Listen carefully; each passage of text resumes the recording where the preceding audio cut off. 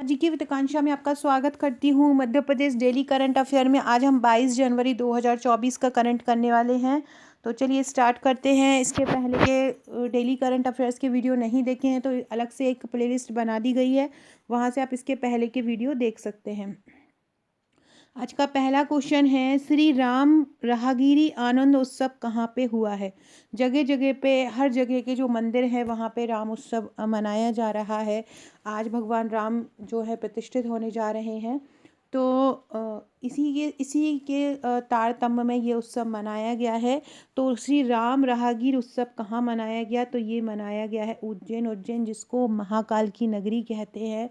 उज्जैन संभाग में 7 जिले आते हैं। क्षिप्रा नदी के तट पर ये उज्जैन बसा हुआ है। हर 12 वर्ष में यहाँ पर कुंभ का मेला भी लगता है। तो श्री राम राहगिरी आनंद महोत्सव कहाँ पे हो रहा है, उज्जैन में हो रहा है। उज्जैन में एक अंकपात मार्ग है जहाँ पर ये आनंद उत्सव हुआ और हमारे जो मध्य प्रदेश के मुख्यमंत्री हैं श्री मोहन यादव, वो भी यहाँ पे शामिल हुए।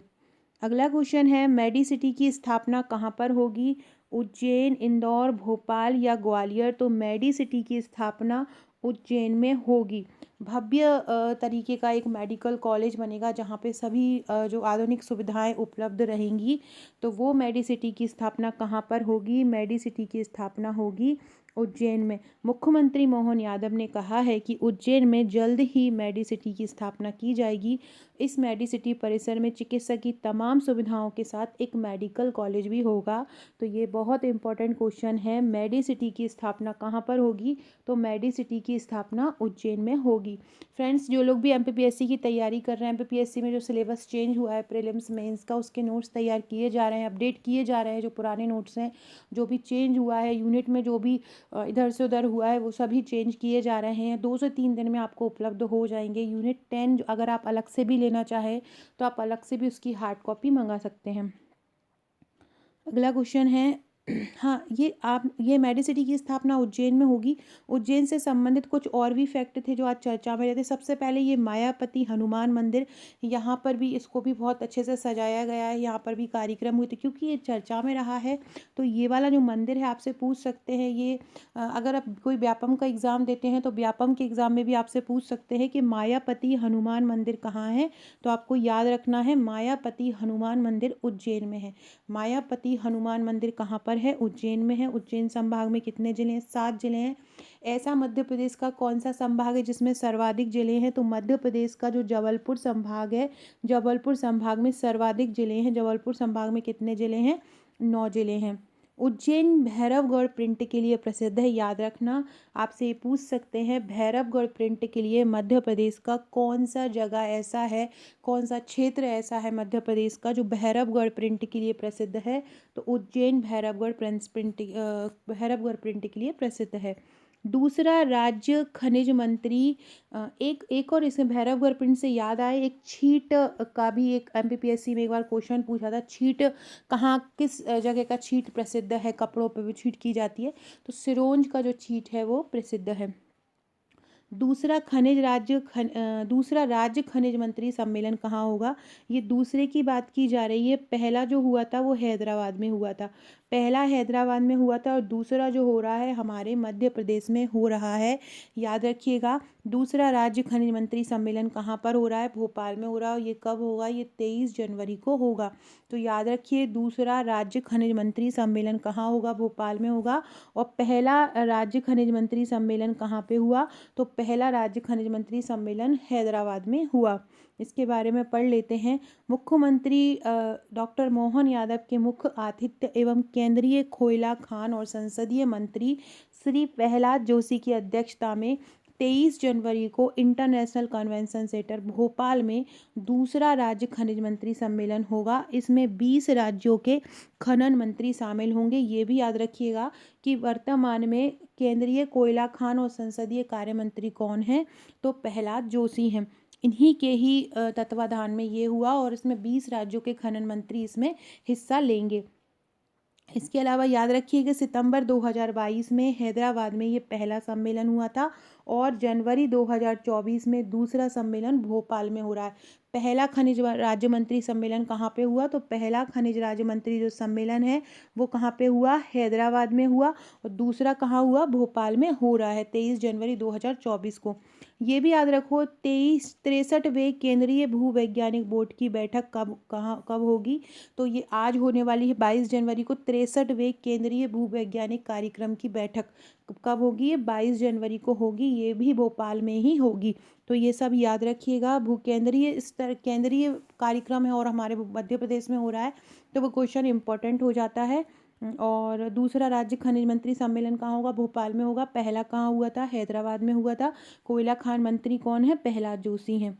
एशिया का सबसे बड़ा सोयाबीन संयंत्र कहाँ पर है? एशिया का सबसे बड़ा सोयाबीन संयंत्र है उज्जैन में। फ्रेंड, डिस्क्रिप्शन बॉक्स में आपको मेरे व्हाट्सएप, टेलीग्राम, फेसबुक, ट्विटर की लिंक मिल जाएगी, ज्वाइन कर लीजिएगा। 6260190944 ये मेरा व्हाट्सअप नंबर है। अगर आपने आपका नंबर मेरे पास व्हाट्सअप पर सेव नहीं कराया है तो करा दीजिए। आपको मुझे हाय लिखकर व्हाट्सअप पर भेजना है और सेव इट करके भेजना है, तो आपका नंबर मेरे पास सेव हो जाएगा, जिसके आपको मेरे व्हाट्सएप के थ्रू भी, स्टेटस के थ्रू भी बहुत सारे क्वेश्चन याद होते जाएंगे। इसके अलावा डिस्क्रिप्शन बॉक्स में आपको मेरी टेलीग्राम और व्हाट्सएप ग्रुप की लिंक भी मिल जाएगी। आकांक्षा 1957 मेरी इंस्टाग्राम आईडी है। इसके अलावा एक और इंस्टाग्राम आईडी है handwritten.fire। इसके अलावा फेसबुक पर भी आप मुझे फॉलो कर सकते हैं अक्स 90.0 या आकांक्षा शर्मा के नाम से, या अक्स 90.0 के नाम से भी आप मुझे फॉलो कर सकते हैं। अगला क्वेश्चन है, जबलपुर में रहने वाले जस्टिस आलोक आराधे को किस राज्य का मुख्य न्यायाधीश बनाया है? क्योंकि ये हमारे मध्य प्रदेश के हैं, उन्होंने किसी दूसरे जगह का न्यायाधीश बनाया है, तो ये इम्पोर्टेंट हो जाता है। जैसे कि आपने गुना जिले का रमेश चंद्र लाहौटी के बारे में सुना होगा। गुना के थे लेकिन वो सर्वोच्च न्यायालय के न्यायाधीश बने थे। यहाँ पर ये जबलपुर के हैं जस्टिस आलोक आराधे। इनको किस राज्य का न्यायाधीश बनाया है? इनको तेलंगाना हाईकोर्ट का न्यायाधीश बनाया है। किसका बनाया है? तेलंगाना हाईकोर्ट का न्यायाधीश बनाया है आलोक आराधे को। किसका बनाया है? तेलंगाना हाईकोर्ट को। तेलंगाना हाईकोर्ट का बनाया है। तेलंगाना की कैपिटल कौन सी है? हैदराबाद है। आंध्र प्रदेश की कैपिटल कौन सी है? अमरावती है। तो तेलंगाना हाईकोर्ट का न्यायाधीश बनाया है जस्टिस आलोक आराधे को। न्यायाधीश की जो नियुक्ति होती है वो अनुच्छेद 217 के तहत होती है, और किसी भी राज्य में अगर न्यायालय का गठन होता है तो वो अनुच्छेद 214, किसी भी राज्य के लिए एक न्यायालय की व्यवस्था की गई है, ये अनुच्छेद 214 कहता है। और 214 के भाग 1 में ये बोलता है कि संयुक्त न्यायालय का भी प्रावधान है, 2 या 2 से अधिक राज्य भी जो है उच्च न्यायालय गठन कर सकते हैं। अनुच्छेद 124 सर्वोच्च न्यायालय का गठन बताता है, और अनुच्छेद 214 उच्च न्यायालय का गठन बनाता है। नंबर 1 अनुच्छेद 214 होता है, और अनुच्छेद 124 जो है वो सुप्रीम कोर्ट है, और 214 जो है वो हाई कोर्ट है। दोनों में नंबर सेम 124 214, बस इधर उधर हुआ है। तो 124 सुप्रीम कोर्ट बताता है और 214 क्या बताता है? High court. तो ये जो बने हैं अभी जस्टिस आलोक सराधी, ये किसके बने हैं? तेलंगाना के बने हैं। मध्य प्रदेश के उच्च न्यायालय के न्यायाधीश कौन है? जस्टिस मलिमत हैं। मध्य प्रदेश का जो उच्च न्यायालय का जो हेड क्वार्टर है वो जबलपुर में है। बाकी 2 खंडपीठ है इसकी, इंदौर और एक है ग्वालियर। मध्य प्रदेश हाईकोर्ट की जो तीसरी खंडपीठ प्रस्तापित है वो भोपाल में है। मध्य प्रदेश में न्यायाधीशों की संख्या देखी जाए तो कितनी है? तो मध्य प्रदेश में न्यायाधीशों की संख्या 37 हो गई है, और मध्य प्रदेश में जो न्यायालय में न्यायाधीशों की जो स्वीकृत संख्या है वो है 53। अगला क्वेश्चन जाने से पहले फ्रेंड्स, ये दिसंबर 2023 का राष्ट्रीय और अंतर्राष्ट्रीय करंट अफेयर्स है।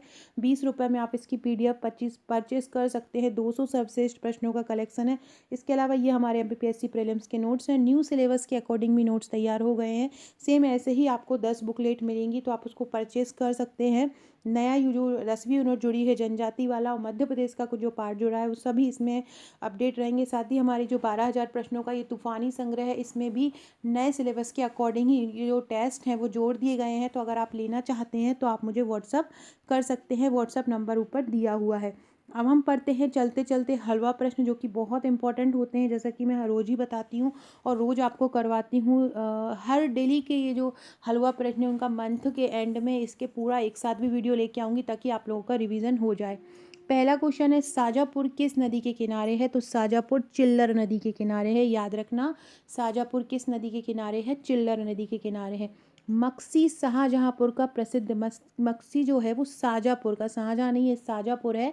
मक्सी शाहजहाँपुर का प्रसिद्ध औद्योगिक केंद्र है और मक्सी में डावर का संयंत्र भी है। मक्सी शाहजहाँपुर का प्रसिद्ध औद्योगिक केंद्र है और मक्सी में डावर का संयंत्र भी है। आगर मालवा में देश का पहला गऊ अभयारण्य बनाया गया है। आगर मालवा में देश का पहला गऊ अभयारण्य बनाया गया है, ये भी याद रखिएगा। देश का पहला गऊ अभयारण्य कहाँ बनाया है? आगर मालवा में। आगर मालवा का जो गठन हुआ था वो 16 अगस्त 2013 को हुआ था। शाहजहाँपुर से अलग होकर ये बना था। आगर मालवा 51वां जिला ये बना था मध्य प्रदेश का। आगर मालवा किस नदी के, जैसे कि शाहजहाँपुर चिल्लर नदी के किनारे है, ऐसे ही आगर मालवा लखुंदर नदी के किनारे है। आगर मालवा किस नदी के किनारे है? लखुंदर नदी के किनारे है।